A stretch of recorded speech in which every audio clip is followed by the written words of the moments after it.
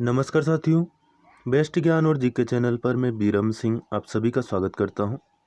मध्य प्रदेश शासन द्वारा प्रकाशित रोजगार निर्माण न्यूज़पेपर के लेटेस्ट अंक का रिव्यू आज के इस वीडियो में हम देखेंगे और इसके माध्यम से चर्चा करेंगे सप्ताह भर की तमाम न्यूज़, करंट अफेयर्स, सरकारी नौकरी और योजनाओं की जानकारी पर। जो प्रश्न आपके कॉम्पिटिशन एग्जाम में इन खबरों से फैक्ट से बन सकते हैं वह भी आपको बताएंगे। वीडियो आपको उपयोगी लगे तो प्लीज़ लाइक ज़रूर कर दीजिए और अच्छा लगे तो चैनल को सब्सक्राइब जरूर कर लीजिए। वीडियो को पूरा देखिए ताकि पूरी जानकारी आपको मिल पाएगी, क्योंकि अधूरा ज्ञान और बिना तलवार के म्यान किसी काम के नहीं रहते हैं। संभागीय कमिश्नर कोरोना संक्रमण के नियंत्रण में सक्रिय भूमिका निभाए, मुख्यमंत्री शिवराज सिंह चौहान ने इस संबंध में निर्देश दिए हैं। समीक्षा बैठक में बताया गया कि प्रदेश में 29 मार्च तक 32,35,000 नागरिक वैक्सीन के डोज लगवा चुके हैं। वैक्सीनेशन में लगातार तेजी आई है। 27 मार्च को ही 1,10,000 लोगों को वैक्सीन लगी। सीमित लॉकडाउन संक्रमण पर अंकुश लगाने में सहयोगी है। समीक्षा बैठक में मुख्यमंत्री शिवराज सिंह चौहान ने यह बात कही। उन्होंने कहा कि महाराष्ट्र से आने वाले यात्रियों की थर्मल स्क्रीनिंग का कार्य जारी रखा जाए। प्रदेश में अधिक संक्रमण वाले नगरों में सीमित लॉकडाउन की व्यवस्था लागू रहेगी। प्रदेश में पॉजिटिव प्रकरणों की हम बात करें तो लगातार इसमें वृद्धि हो रही है। इंदौर, भोपाल, जबलपुर, रतलाम, खरगोन, बैतूल और ग्वालियर में 50 से अधिक नए प्रकरण प्रतिदिन आ रहे हैं। इसी तरह जिन 11 जिलों में 20 से अधिक प्रकरण रोजाना सामने आ रहे हैं वे हैं बड़वानी, विदिशा, देवास, सागर, उज्जैन, खंडवा, छिंदवाड़ा, सीहोर, शाजापुर, धार और राजगढ़। प्रदेश में 60 साल से अधिक आयु के लोगों की अनुमानित जनसंख्या है 71 लाख। इनमें से 16,83,000 अर्थात इस वर्ग के 24% नागरिकों को वैक्सीन का पहला डोज लग चुका है। इसी तरह विभिन्न व्याधियों से ग्रस्त 45 से 59 वर्ष की आयु के करीब 2.5 लाख लोगों को वैक्सीन का प्रथम डोज लग चुका है। और अब तो 45 से 60 साल के या यूँ कहें कि 45 से ऊपर के सभी लोगों को कोरोना वैक्सीन दी जा रही है। खास खबर, सभी परिवारों को नल के माध्यम से मिलेगा पेयजल। कब तक? वर्ष 2024 तक। जनजाति कार्य मंत्री सुश्री मीना सिंह ने उमरिया जिले के पाली जनपद के ग्राम कुनकुनी में 15.74 लाख रुपए लागत के सीसी रोड और पुलिया निर्माण के भूमि पूजन के बाद यह बात ग्रामीणों को संबोधित करते हुए कही है। फैक्ट याद रखिएगा, 2024 तक जल जीवन मिशन पूरा होना है और मध्य प्रदेश की जनजाति कार्य मंत्री है सुश्री मीना सिंह। इस बात को लेकर साथियों कभी भी निराश नहीं होना है कि कोरोना चल रहा है, भर्ती कब शुरू होगी। आपको लगातार अपने प्रयास जारी रखने हैं। हमारा अधिकार कर्म करने में है, फल की इच्छा करने में बिल्कुल नहीं है। इसलिए कर्म करते रहो, फल ईश्वर अवश्य देगा। और हम तो उस संस्कृति को, उन परंपराओं को मानने वाले लोग हैं जिसमें यह माना जाता है कि इस जन्म में नहीं तो अगले जन्म में फल मिलेगा, लेकिन मिलेगा जरूर। तो वैसे कलयुग है और इस टाइम पे तो इसी जन्म में फल बिल्कुल मिलता है, हम देखते भी हैं। चलिए बात करते हैं आज़ादी के अमृत महोत्सव की। इस दांडी यात्रा का संदेश है आत्मनिर्भर भारत का निर्माण। मुख्यमंत्री शिवराज सिंह चौहान दांडी यात्रा के दौरान गुजरात में सूरत जिले के छापरभाटा में आज़ादी का अमृत महोत्सव कार्यक्रम में शामिल हुए। उन्होंने कहा कि आज़ादी के 75वें वर्ष में आयोजित इस दांडी यात्रा का संदेश है आत्मनिर्भर भारत का निर्माण तथा उसके लिए हम सबका संकल्पबद्ध होना। तो ये संदेश याद रखिएगा, आत्मनिर्भर भारत का निर्माण और उसके लिए हम सबका संकल्पबद्ध होना।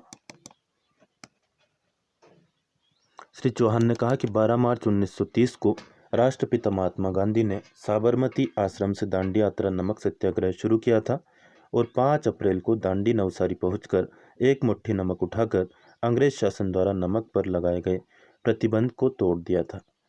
नमक प्रतीक है वफादारी का, देशभक्ति का तथा आज के संदर्भ में यह प्रतीक है आत्मनिर्भरता का।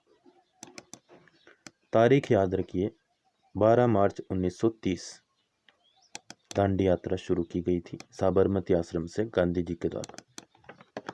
वैक्सीनेशन कोरोना से बचने का प्रभावी तरीका है, मुख्यमंत्री शिवराज सिंह चौहान ने यह बात कही है। 1 अप्रैल से 45 वर्ष से अधिक उम्र के सभी व्यक्तियों को भी टीके लगना शुरू हो गए हैं। आप भी इस श्रेणी में आते हैं तो टीका जरूर लगवाएं, कोई आशंका ना पालें। आज ही हमारे माताजी ने और पिताजी ने टीका लगवाया है और कोई उसका दुष्प्रभाव नहीं देखने को मिला है। छात्रवृत्ति 3 लाख विद्यार्थियों को दी गई है छात्रवृत्ति। पिछले वर्ष 419 करोड़ रुपए की पोस्ट मैट्रिक छात्रवृत्ति का वितरण किया गया है। 3 लाख विद्यार्थियों को यह छात्रवृत्ति दी गई। यह छात्रवृत्ति पिछड़ा वर्ग के कक्षा 11वीं 12वीं स्नातक और स्नातकोत्तर तथा तकनीकी और व्यावसायिक पाठ्यक्रमों में अध्ययनरत विद्यार्थियों को प्रदान की जाती है। किस योजना में कितनी राशि दी जाती है, परीक्षाओं में पूछ लिया जाता है। पिछली बार योजना से संबंधित एक प्रश्न पूछा गया था कि कितनी राशि मुख्यमंत्री कन्यादान योजना में दी जाती है। छात्र गृह योजना के लिए विभागीय बजट में 55 लाख रुपए का प्रावधान है। परीक्षा संबंधी जानकारियों के लिए हेल्पलाइन सेवा शुरू की गई है। नंबर है 1800-2330-175। परीक्षाओं और मंडल से संबंधित अन्य जानकारियाँ इस नंबर पर पूछी जा सकती हैं। चलिए आगे बढ़ते हैं। पेज नंबर 2 पर देखते हैं क्या कुछ खास है। पेज नंबर 2 पर सप्ताह भर की खबरें रहती है, चाहे राष्ट्रीय खबरें हो, अंतर्राष्ट्रीय खबरें हो या मध्य प्रदेश की। आपका ज्ञान भी बढ़ाती है और कंपटीशन एग्जाम में भी काम आती है, इसलिए यह पेज आप जरूर पढ़ा करिए। 15 साल पुराने वाहन पर ग्रीन टैक्स लगेगा। जी हाँ दोस्तों, केंद्रीय सड़क परिवहन मंत्रालय ने कहा है कि देश में मौजूद 15 साल पुराने 4 करोड़ वाहनों पर ग्रीन टैक्स लगाने की प्रक्रिया शुरू की जा रही है। डिजिटल आंकड़ों के अनुसार सबसे ज़्यादा कर्नाटक में 70 लाख, उत्तर प्रदेश में 56 लाख, दिल्ली में लगभग 50 लाख, केरल में 4,64,000, तमिलनाडु में 33,43,000 और पंजाब में 25,38,000 वाहन है।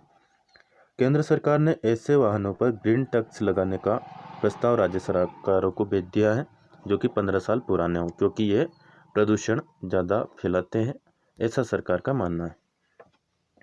गोवा के मुख्यमंत्री डॉक्टर प्रमोद सावंत ने केंद्रीय अल्पसंख्यक कार्य मंत्री श्री मुख्तार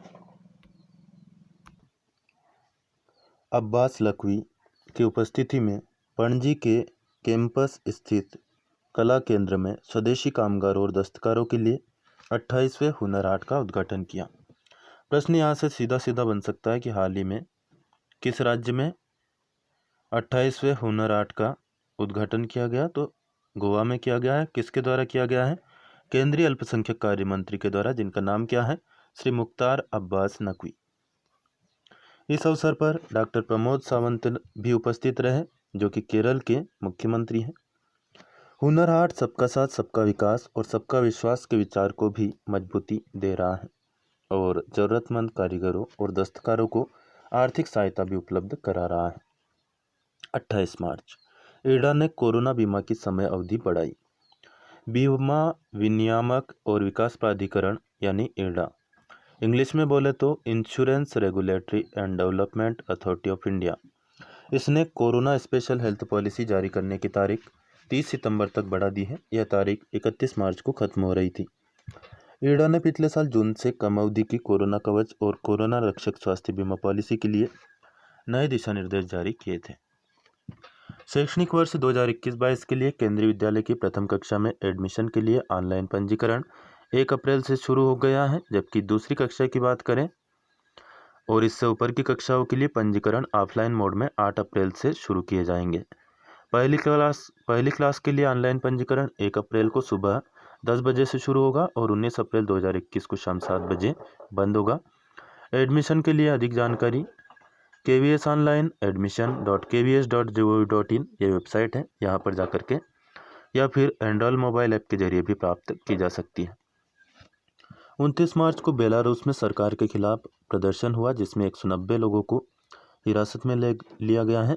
मानवाधिकार संगठन केंद्र व्यासना की वेबसाइट पर इस आशय की जानकारी दी गई है। इससे पहले बेलारूस पुलिस की प्रवक्ता नटालिया ने बताया कि गैरकानूनी रैलियों में हिस्सा लेने वाले लोगों को हिरासत में लिया गया है।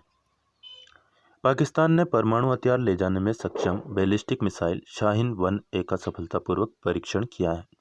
प्रश्न यहाँ से बन सकता है कि हाल ही में शाहीन 1A बैलिस्टिक मिसाइल का सफलतापूर्वक परीक्षण किस देश ने किया? तो इस देश का नाम है पाकिस्तान। यहाँ के राष्ट्रपति का नाम आप कमेंट करके बताइएगा।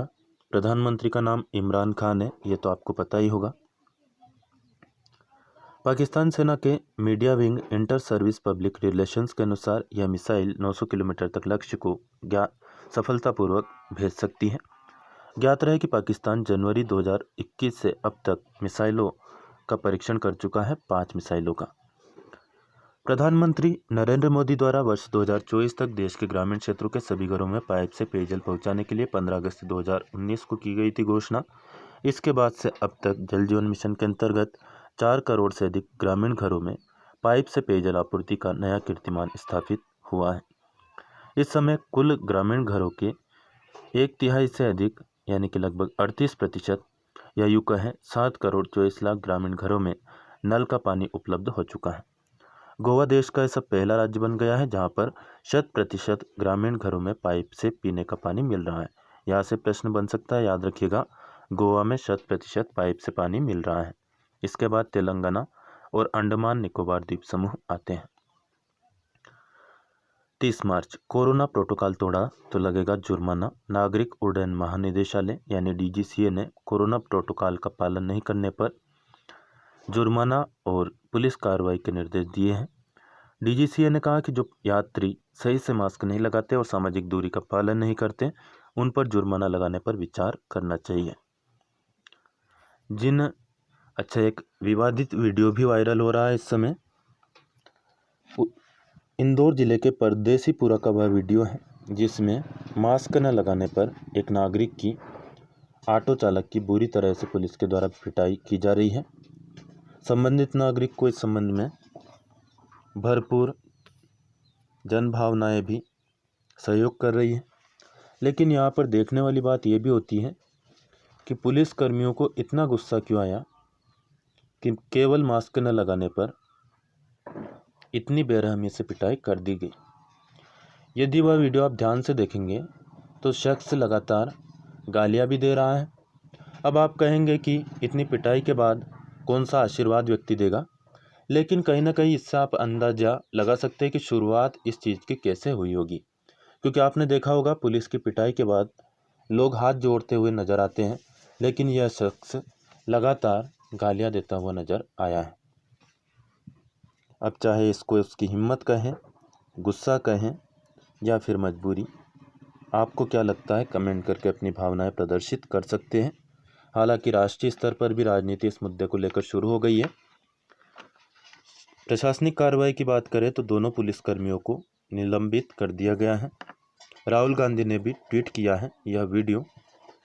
नीचे डिस्क्रिप्शन में लिंक दी गई है जहां पर वीडियो भी बताया गया है और पुलिसकर्मियों को हटाने का आदेश भी बताया गया है। आप इंटरेस्टेड हो इस मुद्दे पर तो देख सकते हैं पूरा मामला क्या है। अपॉइंटमेंट।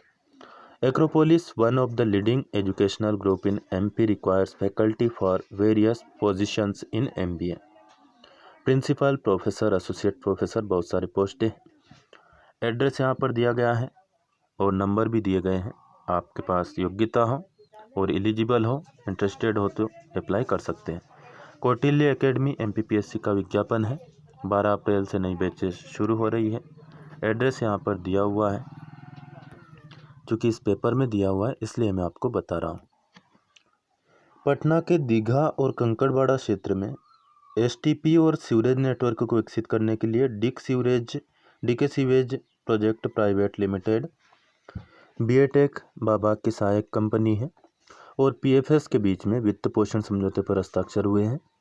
परियोजना में गंगा नदी के तट पर स्थित सबसे घनी आबादी वाले शहरों में एक पटना के दीघा और कंकड़बाड़ क्षेत्र में 150 MLD क्षमता के सीवेज ट्रीटमेंट प्लांट के विकास के साथ 453 किलोमीटर का सीवरेज नेटवर्क विकसित किया जाना शामिल है। दीघा STP की क्षमता 100 MLD और कंकड़बाग STP की क्षमता होगी 50 MLD। सरकार ने बढ़ाई DL और RC की वैधता अवधि। कोरोना महामारी के चलते सरकार ने ड्राइविंग लाइसेंस, पंजीकरण प्रमाण पत्र और परमिट जैसे मोटर वाहन दस्तावेजों की वैधता बढ़ाने का फैसला किया गया है। इन दस्तावेजों की वैधता 30 जून 2021 तक बढ़ा दी गई है। सड़क परिवहन और राजमार्ग मंत्रालय ने राज्यों से कहा कि 1 फरवरी से समाप्त हो रहे दस्तावेजों की वैधता 30 जून 2021 कर दी जाए। इसी प्रकार पेन से आधार को लिंक करने की डेट भी 30 जून तक बढ़ा दी गई है। 2 अप्रैल को नया आयकर रिटर्न फॉर्म जारी हो गया। सीबीडीटी ने कहा कि आयकर कानून 1961 में किए गए संशोधनों के अनुरूप ही आयकर रिटर्न फॉर्म में मामूली बदलाव किए गए हैं। यह जरूरी बदलाव ITR फर्स्ट से लेकर ITR 7 फॉर्म में किए गए हैं। ITR फॉर्म को दाखिल करने की प्रोसेस में कोई चेंजेस नहीं किया गया है। यह पिछले साल की तरह ही रहेगा। केंद्रीय मंत्रिमंडल ने खाद्य प्रसंस्करण उद्योग के लिए उत्पादन से जुड़ी प्रोत्साहन योजना को मंजूरी दी है। इस योजना में 10,900 करोड़ रुपए का प्रावधान है। इसका उद्देश्य देश को वैश्विक स्तर पर खाद्य निर्माण क्षेत्रों में अग्रणी स्थान पर लाना है। अंतर्राष्ट्रीय बाजार में भारतीय खाद्य उत्पादों के ब्रांडों को बढ़ावा देना, वैश्विक स्तर पर खाद्य क्षेत्र से जुड़ी भारतीय इकाइयों को अग्रणी बनाना, कृषि क्षेत्र से इतर रोजगार के अवसरों में वृद्धि करना, कृषि उपज के लिए उपयुक्त लाभकारी मूल्य और किसानों के लिए उच्च आय सुनिश्चित करना, ये सभी इसके उद्देश्य हैं। नए कृषि कानूनों पर सुप्रीम कोर्ट द्वारा गठित समिति ने एक सीलबंद लिफाफे में कोर्ट को अपनी रिपोर्ट सौंप दी है। सुप्रीम कोर्ट में अब 5 अप्रैल को इस मामले की सुनवाई होनी है। समिति ने कहा है कि मामले का हल निकालने के लिए करीब 85 किसान संगठनों से बात की गई है। गौरतलब है कि सुप्रीम कोर्ट ने अनिल घनवट, भूपेंद्र सिंह मान, अशोक गुलाटी और प्रमोद कुमार जोशी को भी इस समिति का सदस्य बनाया था, लेकिन भूपेंद्र सिंह मान ने कमेटी से नाम वापस ले लिया था। 1 अप्रैल 2021 से पिछले वर्ष 5 करोड़ रुपए से अधिक टर्नओवर वाले GST करदाता के लिए 6 अंकों वाला HSN कोड प्रस्तुत करना और करयुक्त वस्तुओं और सेवाओं की आपूर्ति पर रसीद जारी करते वक्त सर्विस अकाउंटिंग कोड अनिवार्य कर दिया है। इसके अलावा ऐसे GST करदाता जिनका पिछले वित्तीय वर्ष में 5 करोड़ रुपए तक टर्नओवर है, उन्हें बिजनेस टू बिजनेस रसीद पर 4 अंकों का HSN कोड देना जरूरी होगा। इस आधार पर GST करदाता को 1 अप्रैल 2021 से अपनी रसीद में SHN या SAC की जानकारी देनी होगी। आर्मी वार कॉलेज महू ने भारतीय सेना के प्रमुख प्रशिक्षण संस्थान के रूप में अपनी स्थापना के 50 गौरवशाली वर्ष के उपलक्ष्य में अपनी स्वर्ण जयंती मनाई। तो ये चीज़ याद रखिए, 50 साल जब पूरे हो जाते हैं तब मनाई जाती है स्वर्ण जयंती, 100 साल पूरे हो जाते हैं तब मनाई जाती है हीरक जयंती, 25 साल पूरे हो जाते हैं तब मनाई जाती है रजत जयंती, और 10 साल पूरे होने पर कौन सी जयंती मनाई जाती है वह आप कमेंट करके बताइएगा।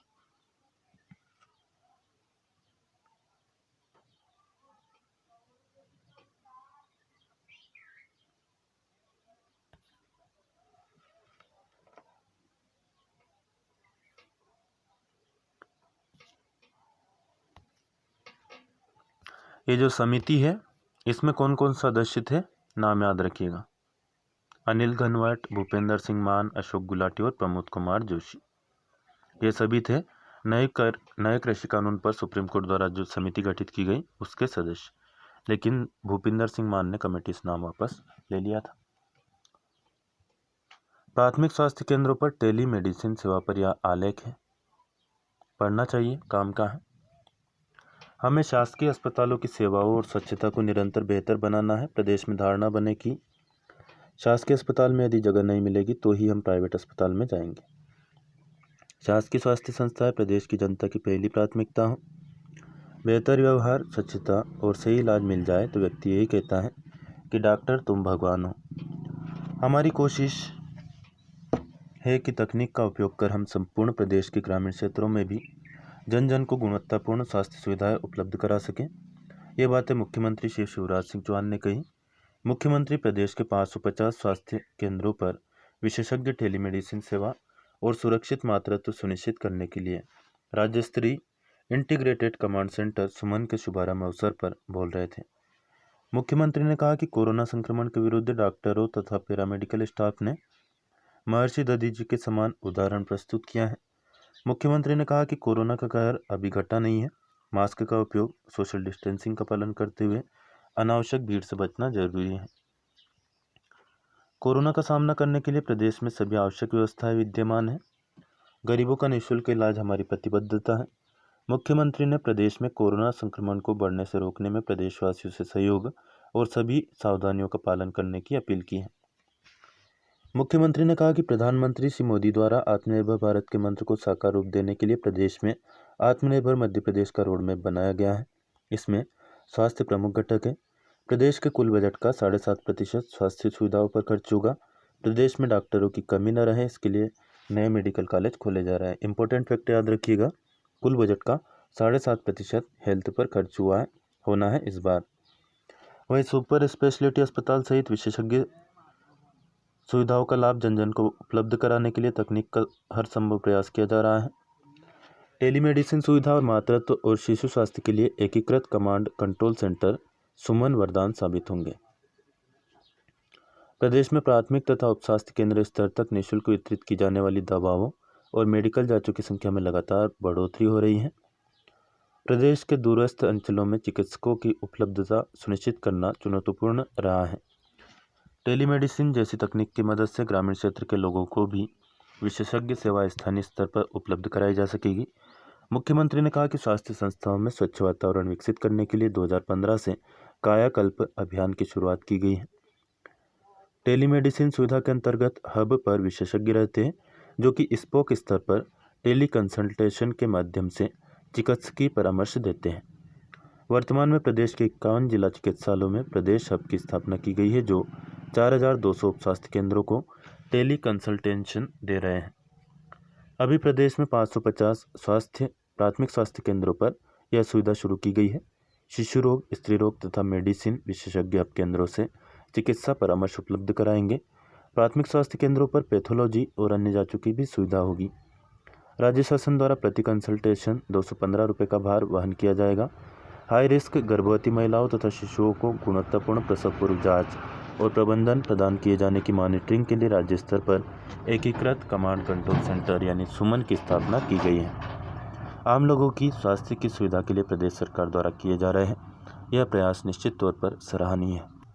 जर्मनी में हुए एक अध्ययन में सामने आया है कि पक्षी खुशहाली बढ़ाते हैं। ऐसे लोगों की बड़ी तादाद है जो यह चाहते हैं कि उनके दिन की शुरुआत पक्षियों की चहचहाट से हो। पक्षियों की आवाज़ उन्हें सुकून देती है। अभी हाल ही में हुए अध्ययन में यह बात सामने आई है कि पक्षी आपकी खुशियों के साक्षी भी बन सकते हैं।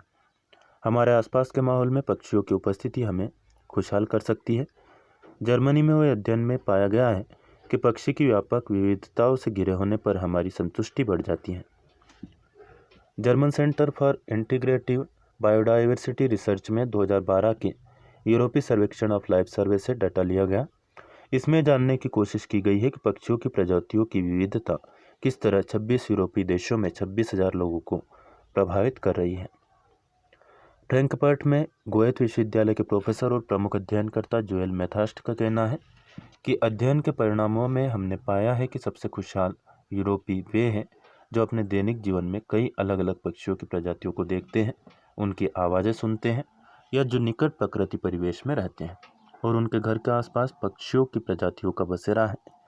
एक अन्य शोधकर्ता डॉक्टर कोर्टिंग वोहनिंग के मुताबिक हमने सर्वे में शामिल लोगों के सामाजिक आर्थिक आंकड़ों की भी जांच की। हमने पाया कि विविधता उनके जीवन की संतुष्टि के लिए उतनी ही महत्वपूर्ण है जितनी कि उनकी अतिरिक्त आय होती है। यहाँ पर एक और फैक्ट ये भी होता है दोस्तों कि पक्षी वहीं पर रहते हैं जहाँ पर पेड़ पौधे होते हैं और पेड़ पौधे भी खुशहाली देते हैं। 3 अप्रैल को विश्व हिंदी रंगमंच दिवस मनाया गया। 3 अप्रैल को व्यापक आधार भूमि पर विकसित हुआ है हिंदी रंगमंच का रचना संसार। हिंदी रंगमंच के विकास के महत्वपूर्ण कालखंड और प्रवृत्तियाँ इस आलेख में बताई गई हैं और किस प्रकार से रंगमंच का विकास हुआ वह भी पूरी पृष्ठभूमि दी गई है। जिस समय बंगाल में वर्ष 1870 में व्यावसायिक थिएटर की नींव रखी जा रही थी, तब कुछ पारसी मुंबई में नाटक और ललित कलाओं में रुचि लेने लगे। इन्हीं पारसियों ने व्यावसायिक हिंदी नाटक की स्थापना की पहल की। देखिए, नाटक तो बहुत पहले से देश में है, लेकिन व्यावसायिक यानी कि बिजनेस वाले नाटक जिससे पैसा कमाया जाता हो।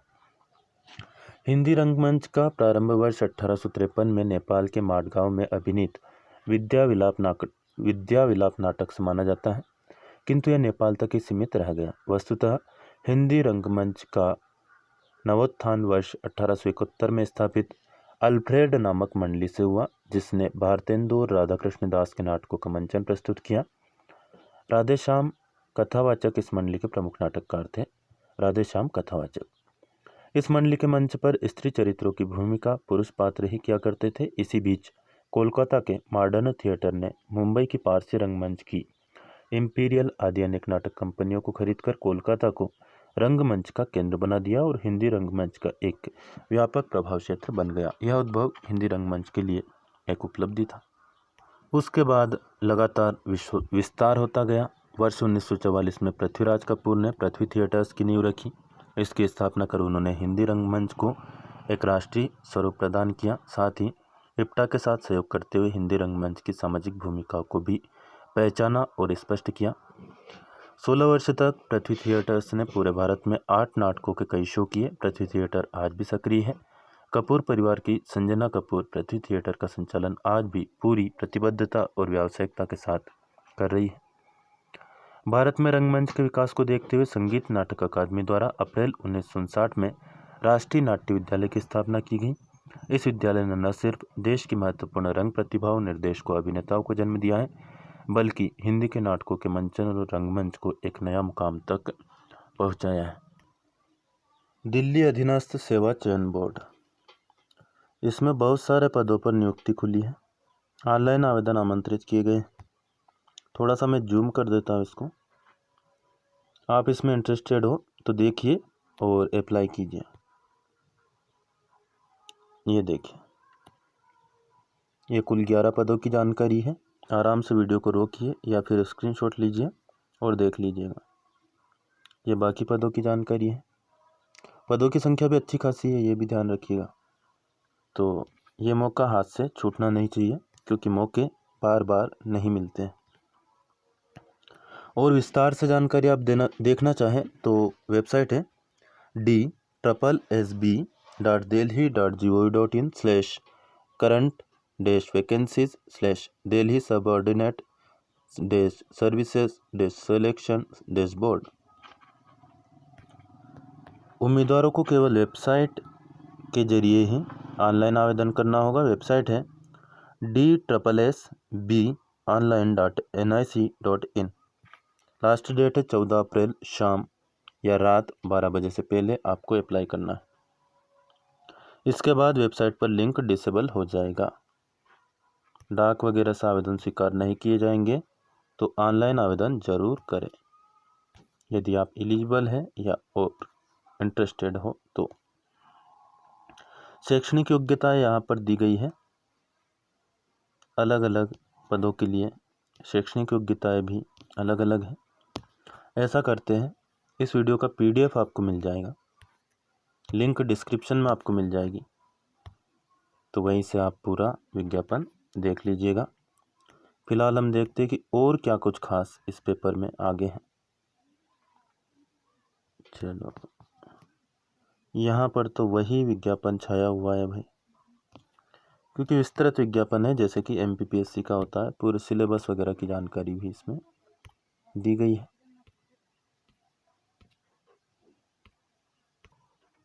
मुख्यमंत्री शिवराज सिंह चौहान ने आश्वस्त किया है कि सभी के सहयोग से कोरोना हारेगा, मध्य प्रदेश जीतेगा। 3 सावधानियां आवश्यक है। पहली, मास्क लगाएं ताकि वायरस मुंह में न जाए। दूसरी, सोशल डिस्टेंसिंग। और तीसरी, बार बार अपने हाथ साफ करना साबुन या सैनिटाइजर से। इससे वायरस को हम वहीं पर मार देंगे और संक्रमण फैलेगा नहीं। इसको मजाक में नहीं लेना है भाई साहब। केवल मध्य प्रदेश में नहीं है, केवल भारत में नहीं है, पूरी दुनिया में।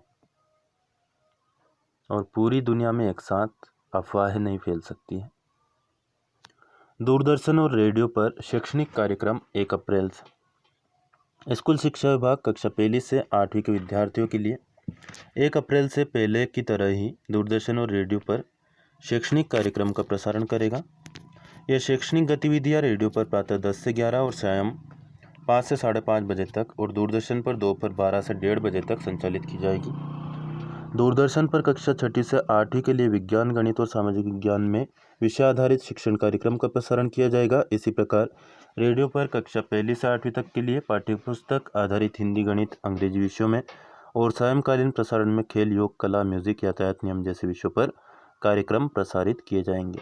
उल्लेखनीय है कि डिजिलैप यानी कि डिजिटल लर्निंग एनहेंसमेंट प्रोग्राम के अंतर्गत कक्षा 1, 2 के पाठ्यपुस्तक बड़ी समस्या है भैया। चलो ठीक है यार, सॉरी इसके लिए। अभी क्या हुआ है कि मोबाइल हो गया है हैंग, तो इस वीडियो को यहीं पर समाप्त करेंगे। बाकी जो काम की चीज़ें इस पेपर में दी गई है अगले वीडियो में देखेंगे। उस वीडियो की लिंक भी आपको इसी वीडियो के नीचे डिस्क्रिप्शन में मिल जाएगी। ना मिली हो तो सबसे बढ़िया चीज़ ये है कि इस चैनल को सब्सक्राइब कर लीजिए और घंटी यानी बेल यानी घंटी का बटन ज़रूर दबा देना, ताकि आपको नोटिफिकेशन मिल जाएगा जैसे ही वीडियो अगले प्रसारित होंगे। इस चैनल पर आपको न केवल मध्य प्रदेश और देश की न्यूज़ मिलती है, बल्कि करंट अफेयर्स, सरकारी नौकरी और योजनाओं की जानकारी भी मिलती है। तो चैनल को सब्सक्राइब करना बिल्कुल ना भूलें। वीडियो में दी गई जानकारी आपको उपयोगी लगे तो लाइक ज़रूर कर दें। अन्य दोस्त जो भी आपसे जुड़े हो फेसबुक, व्हाट्सएप या टेलीग्राम ग्रुप के जरिए, सोशल मीडिया पर, उनको ज़रूर शेयर करें। कोई प्रश्न या सुझाव आपका हो तो बिल्कुल हमेशा की तरह उसका स्वागत है, कमेंट करके ज़रूर बताएं। फिलहाल इस वीडियो में इतना ही। धन्यवाद। जय हिंद, जय भारत।